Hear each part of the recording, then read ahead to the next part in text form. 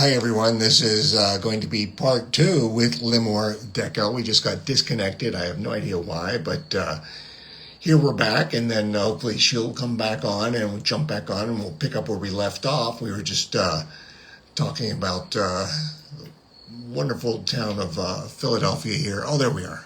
Good.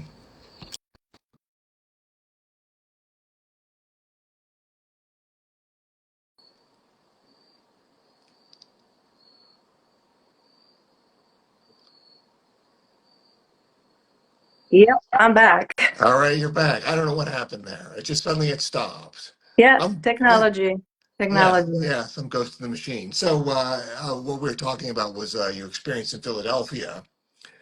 Did you get a chance to try any of the great restaurants? Um, a couple. I really liked the pizza. There was a lot of pizza, and then I went to Dizengoff, which is, I'm from Israel, so I had to try Dizengoff. So, Oh, was it good? uh, yeah, it was interesting. I was sitting next to a guy. It was like, um, with all the stuff going on in Israel. I was like, oh, nobody's boycotting Israel here. So, Yeah, I hear this country. We're numb to everything in the rest of the world. Yeah. yeah, yeah, But yeah. It was um, good. So, yeah, it was nice. I enjoyed Philadelphia, despite the fact that I was warned that parking would be a problem, and then all this other stuff. I managed just fine, even with the trailer. oh, So. yeah, bringing a trailer in is tough, but you just figure it out. Did you get a chance to visit any of the museums? You probably were too tight for that. Nope. No As you time know, for that. The Philadelphia Museum of Art is a fantastic museum. Then there's the Rodin collection, which is a collection that rivals the Rodin Mausoleum in Oh, Paris. And then wow, there's really? and then there's the Barnes Foundation, which was a eclectic collector that was never allowed to donate anything to the museum. So he built his own collection and said, "Fine, I'll make my own museum." And and he was buying up impressionist painters like right from their studios for years, and he put together this huge collection, which they moved it from Marion County to Center City. So I made a whole new building for it, which kind of replicates the original footprint of how the building was laid out in Upper Marion County, and it's a fantastic collection of work. Yeah, Rodin is one of my favorite artists. Wow. I was in Paris way back when. I don't remember. It was like I was 16 or something, and I love the Rodin Museum. I just love his sculpture. So Yeah. yeah, So this, it's a fantastic collection. I mean, they have the Thinker, of course, the Gates of Hell, yeah, and then it's a great collection, and it's right there on the sidewalk of Ben Franklin Parkway. So you're walking right by the Thinker. That's yeah. impressive. Well, but they made bronze sculptures of the thinker, so it's a replica. So Right, it's a replica, inevitably. yeah, Yeah. yeah. The same with Michelangelo in Italy. A lot of his sculptures are replicas. He did make a lot of his sculptures out of stone, marble, but yeah, there's a lot of them are uh, made of Mastercraft. bronze. Yeah. Right, right. So let's talk about your work. Tell me about your work. Well, I don't know if I mentioned I was a ceramic artist way back. I went to school. I studied ceramic art, and I came to this country in '84, and I started doing shows back then as a potter, Wow. and then for a few years, and then at one point I was like um, gave it up and went to art school. Go back to University of Maryland. I got a degree in interior design, and then I worked as an interior designer. Then I had kids, family, blah blah blah, blah, all that stuff. I was a teacher. Went back. I knew that I'm going to retire in a few years, so I'm like right before the pandemic. I'm like, okay, I'm going back to uh, doing shows, and I did painting for a while, and then I went back to sculpture. So right now I'm doing cardboard sculptures. out of a very common material. So it's kind of like working in clay, but a lot harder. Yeah, I can imagine. So what's attaching everything together? Hot hot glue and some other glue. Sometimes I'm using like carpenter's glue and stuff, but then it's all finished up with a varnish that kind of holds it all together and protects it from the environment. Right. Um, yeah, the hot glue is just, it has a bad connotation, but hot glue is just a one way to quickly keep things together Right. because the temperature just drops very quickly and it hardens right away. Right. So imagine if you try to connect a gazillion pieces with glue, just have to sit there and wait for the glue to dry. Right. Right. So, I spent a day with hot glue. I was working with, I don't know if you know, Wayne White. He was the yeah. set designer for Pee Wee's Oh, Playhouse.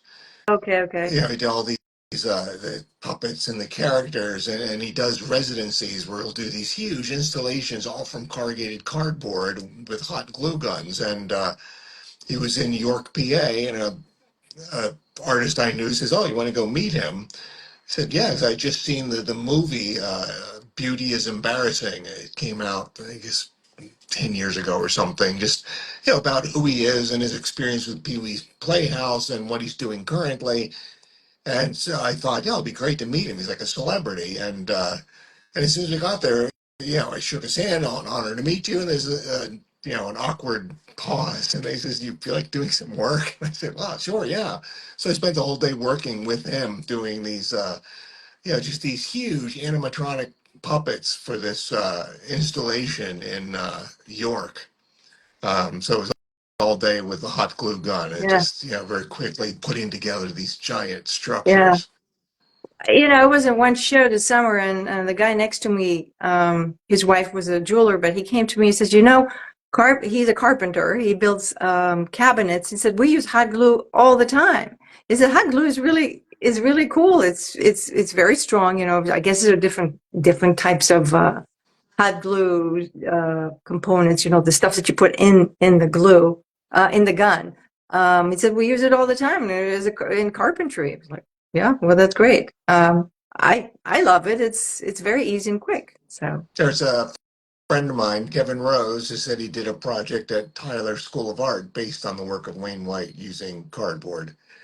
Yeah, he is inspiring. You could be creative and really, really fast. And like you said, it's a chance to move really, really quickly with just putting things together as fast as you want and yeah, keep moving.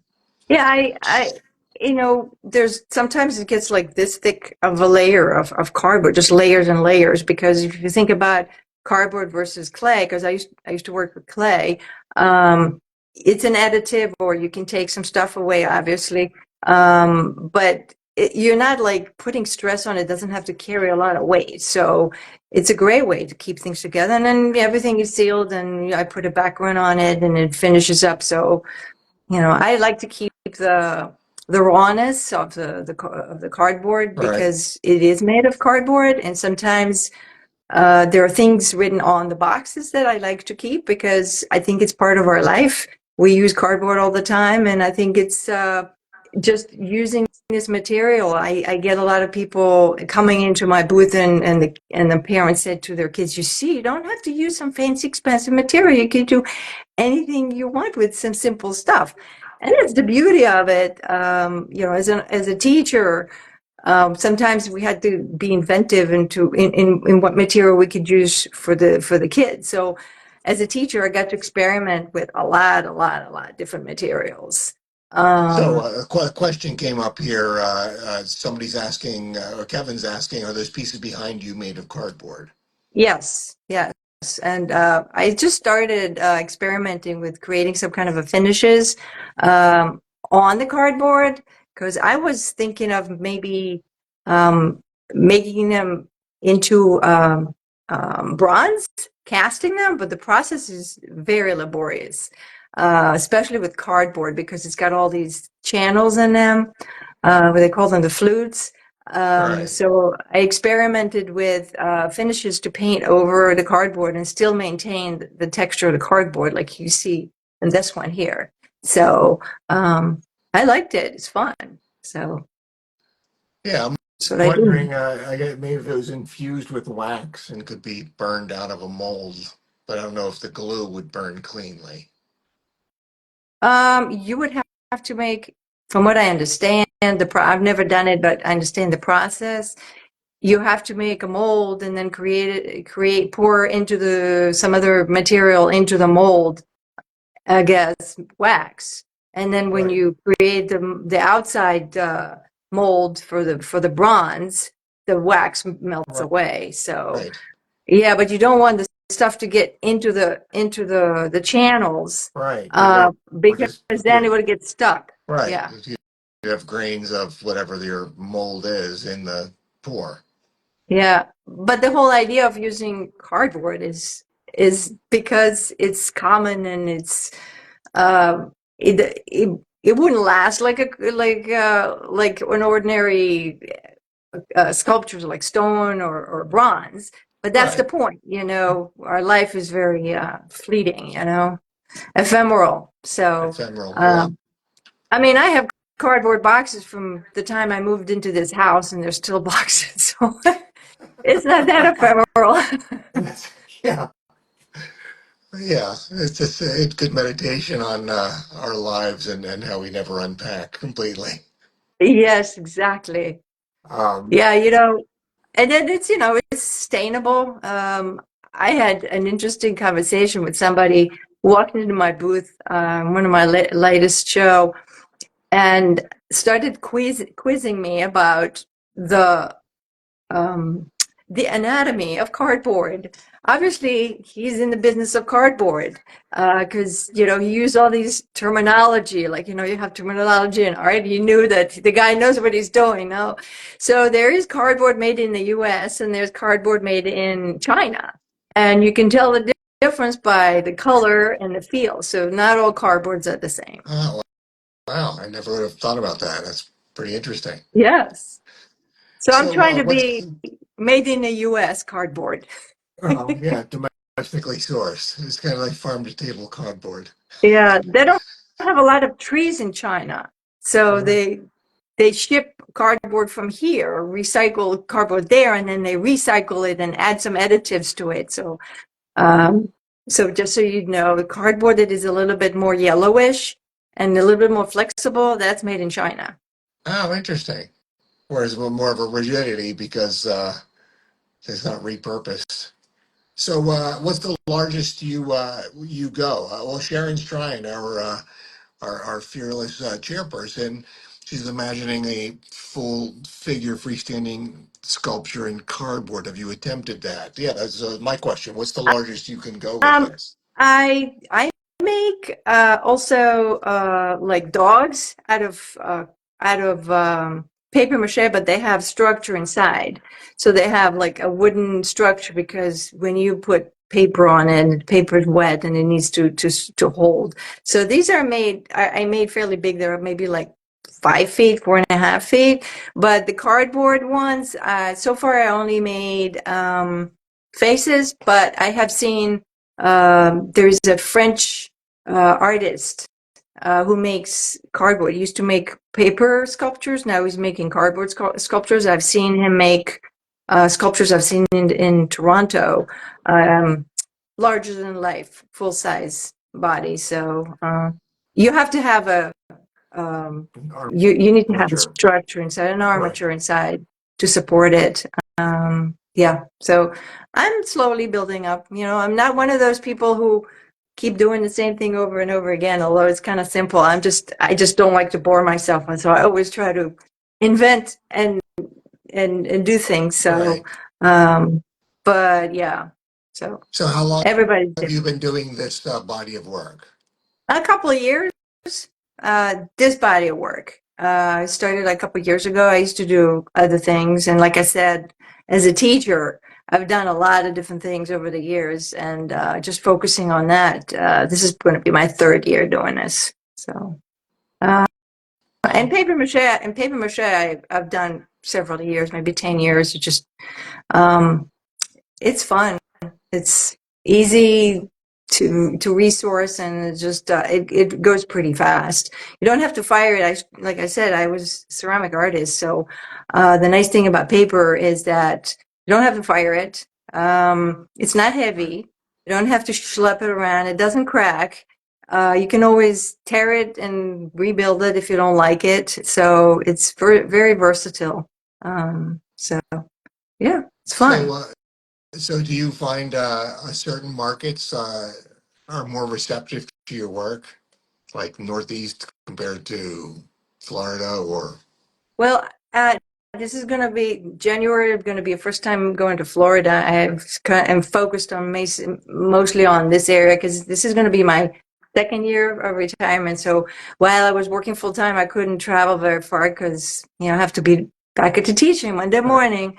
right? So I found that my work is more receptive in more of an urban environment. Because I think people are just see different things more than in a rural environment. So that's just my experience. And also, I get a lot of people in when I do these shows. I get a lot of people commenting, and it's like, "Wow, what is this made of?" It's like they're like, "I've never seen anything like that, and now we'll never see cardboard in the same way Right, that I've seen it before." So I think it takes time for, if we're speaking about the business of art, it takes time for people to accept it.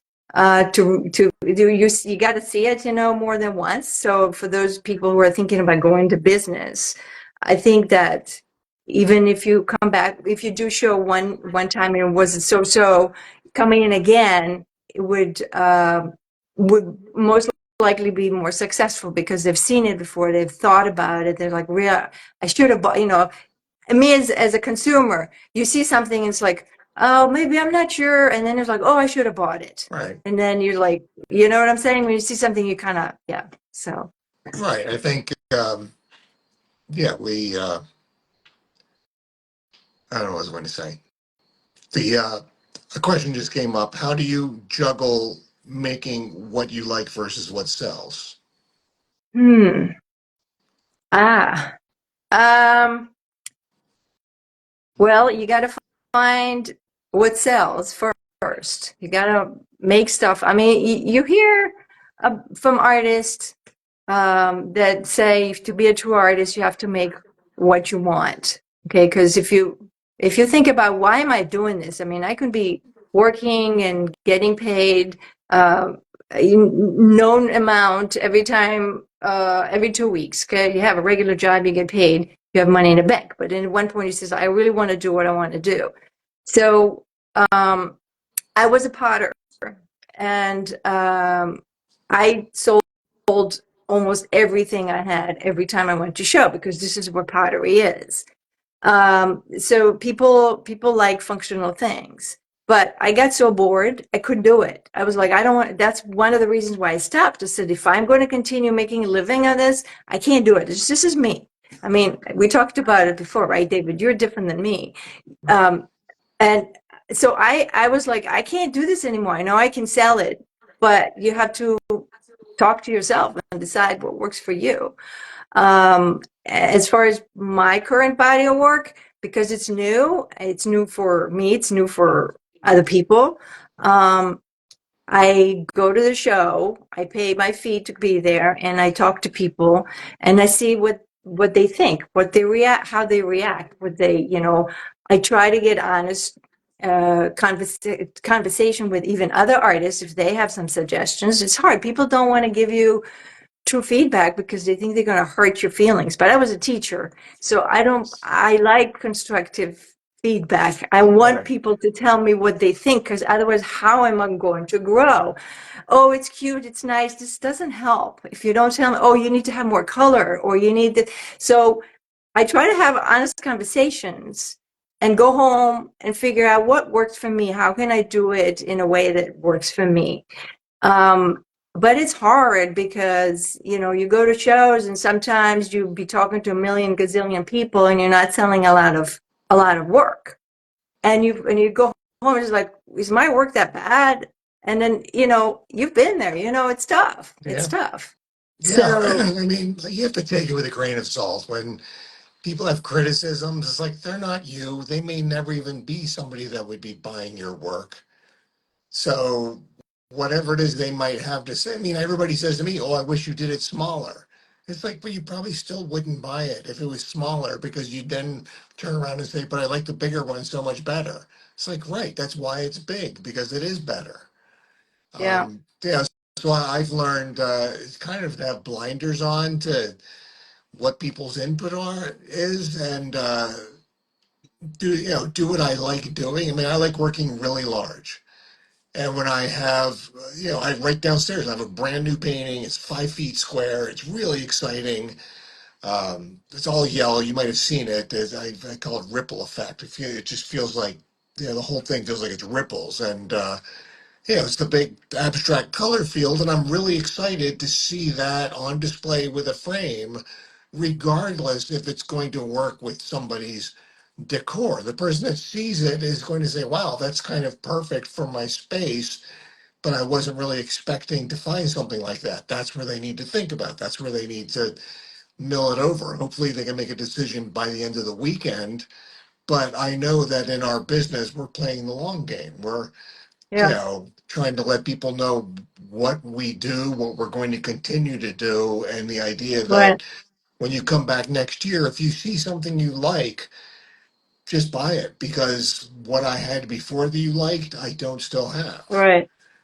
Yeah, David had a question about how do I reassure people, I think it's David, reassure people about the permanency of the work. If you see my work in person, you'll see that it is covered with a protective layer, and I also mounted on a background that keeps it solid, and I take it off the wall and show them that the work is pretty solid.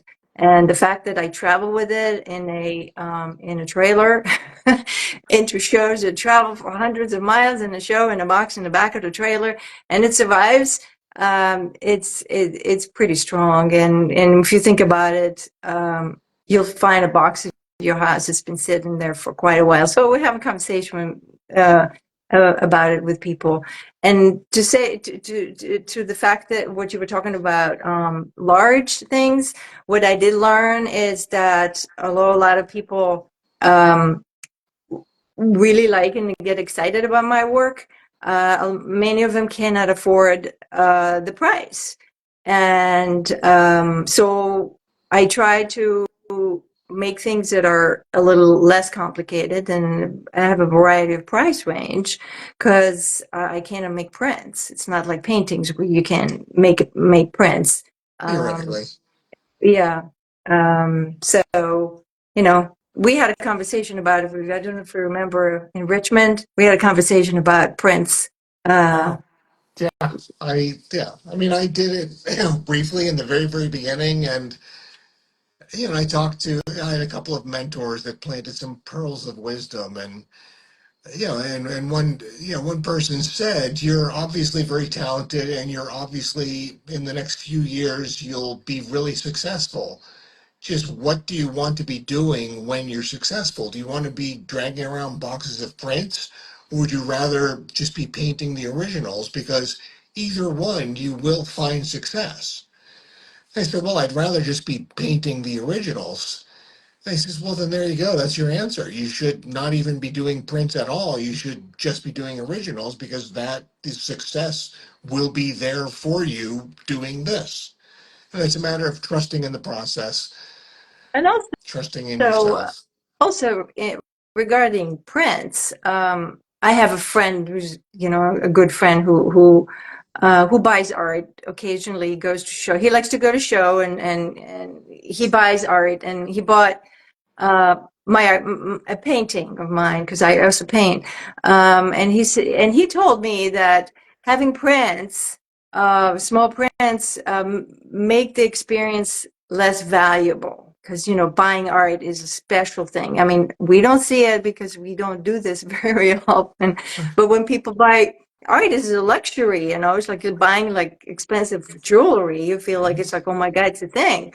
So if you buy something expensive and the artist sells something that for $15 or $20 prints or even $50 prints, that makes it less special, you know. Right. So that's some. So David just came up with a question. How do you decide what you're bringing? Is it older work you've done before, or do you create a new collection?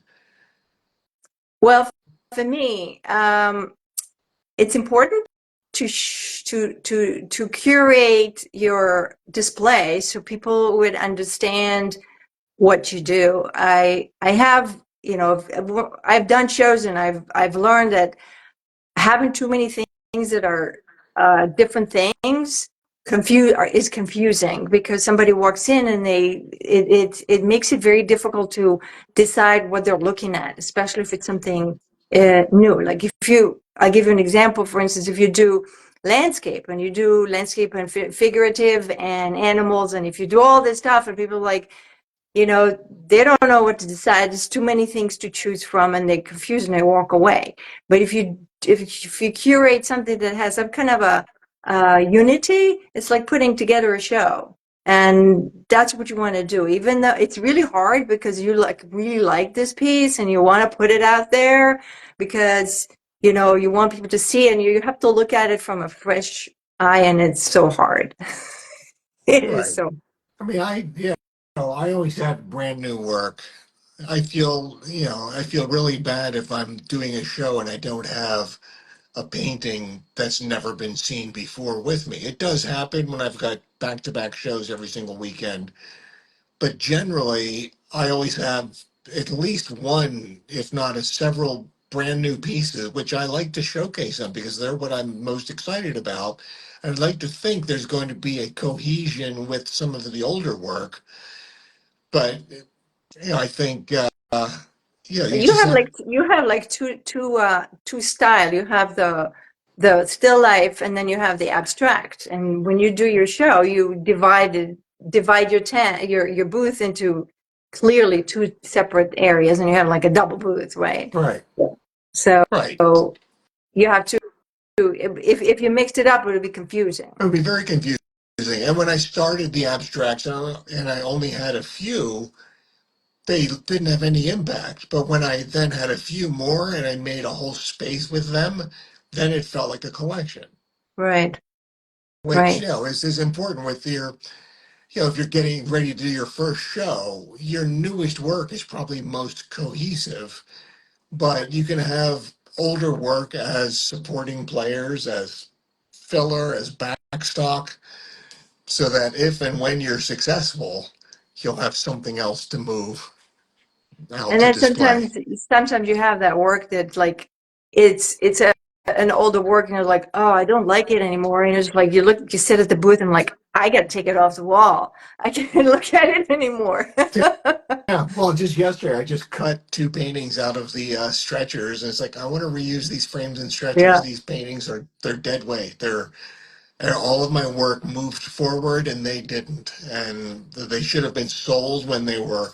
cohesive with what I was doing then. yeah, And then they're only 2 years old, 2.5 years old, so they're not going back that far, but it's just yeah. far enough that they don't feel like they're part of what I do Right. and what I want to show. And it's funny because people think that art is like precious. Every piece of artwork is like precious, and we artists is like, oh, this is trash. Watch me take it off. Watch me burn. So I know. Well, like, or, when somebody says, I want to buy this, and you have to, fight the impulse to say, really? You like that? Uh, Yep, yep, exactly. and you try to just say, oh, it's a beautiful piece. Oh, I'm glad you like it. I love this. And you walk up and you try to tell them why you love it and what it is, that you think makes it a wonderful piece. Kind of a way to prevent buyer remorse, but also just to give them something to think about as to what you love about it. Yeah, yeah, yeah. I know it's a tough one. But you know what? You know you're growing as an artist when you look at some of your old paintings, like, ooh, I thought this was good, but I don't. Well, I mean, I have collectors that buy a new piece, and you go to their house and you see the old one, and I always look at it and say, oh, I used to be a really great painter. I can't do that great stuff anymore like that. I'm a different, That's a good one.